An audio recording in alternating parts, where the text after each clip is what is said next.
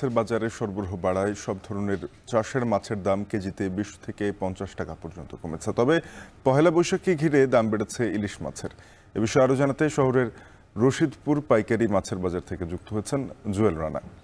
জুয়েল, জানাবেন চাষের মাছের কোনটির দাম কত, ইলিশ কত টাকাতে বিক্রি হচ্ছে এখন?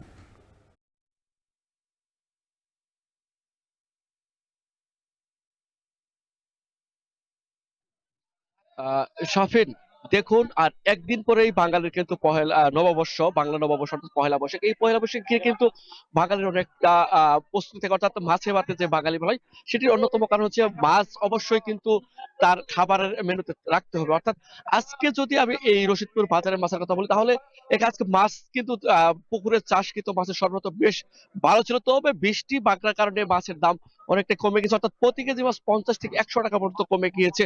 অর্থাৎ আজকে যদি আমি এই মাছের হাটের কথা বলি, অর্থাৎ বড় যে রুই রয়েছে সেটি বিক্রি হচ্ছে 180, ছোট থেকে সর্বোচ্চ 260 টাকা পর্যন্ত এখানকার রুই মাছ বিক্রি করতে দেখেছি। পাশাপাশি বিকেল কাতলা যেটা সেটিও কিন্তু 220 থেকে 350 টাকা কেজি মতো আমরা বিক্রি করতে দেখছি। অর্থাৎ ছোট দেশি জাতের যে মাছ রয়েছে, অর্থাৎ শিং, ট্যাংরা, সেই মাছগুলো 350 টাকা পর্যন্ত কেজি আমরা বিক্রি করতে এখানকার দেখছি। আরেকটি বিষয় বলা চলে, ইলিশ মাছের যে একটি সংকট সেটি কিন্তু আমরা এই পাইকারি মাছের হাটেও আমরা দেখছি। অর্থাৎ এখানকার আজকে যে ইলিশ একেবারে সংকট, অর্থাৎ ছোট জাতের যে ইলিশ রয়েছে সেই ইলিশগুলো বিক্রি হচ্ছে অর্থাৎ 250 থেকে 300 গ্রাম ওজনের যে ইলিশ হচ্ছে সেটি বিক্রি হচ্ছে 550 থেকে 600 টাকা পাইকারি বিক্রি হচ্ছে। সেটি খুচরা বাজারে গিয়ে 700 থেকে 800 টাকা কেজি ধরে বিক্রি হচ্ছে। অর্থাৎ 450 থেকে 500 600 গ্রাম মতো যে ইলিশ রয়েছে সেই ইলিশ মাছ কিন্তু বিক্রি হচ্ছে অর্থাৎ 800 থেকে 1000 টাকা কেজি। অর্থাৎ 800 গ্রামের ইলিশ কিন্তু বিক্রি হচ্ছে 2000 থেকে 2200 টাকা। অর্থাৎ এই যে ইলিশের একটি সংকট, সেই সংকট মেটাতে জামালপুরের যে যারা ক্রেতা রয়েছে তারা কিন্তু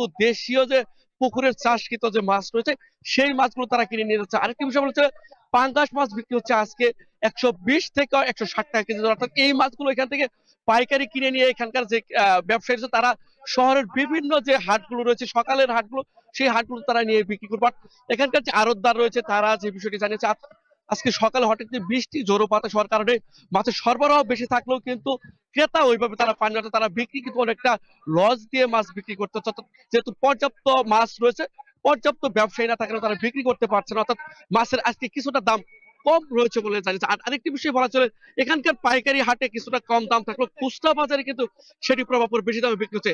এই ছিল জামালপুর থেকে আমার কাছে মাছ কেনা বেচার সর্বশেষ দরদাম। শাফিন।